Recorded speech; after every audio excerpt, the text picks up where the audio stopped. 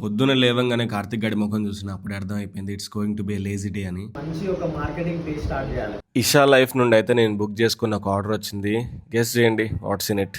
South west monsoons అయితే మేలోనే వచ్చేసినాయి ఈసారి ఎందుకో మరి. చిన్నప్పుడు వర్షం పడితే స్కూల్కి డుమ్మా కొట్టేది, ఈసారి షూటింగ్కి డుమ్మా కొట్టిన.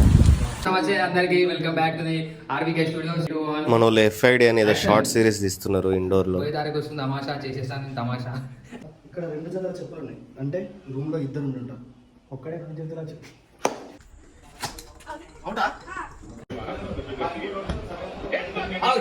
సోషల్ మీడియాలో ట్రెండ్ అవుతున్న రాకేష్ మాస్టర్ స్టెప్ నేర్చుకోవడానికి డ్యాన్స్ స్టూడియోకి వచ్చిన.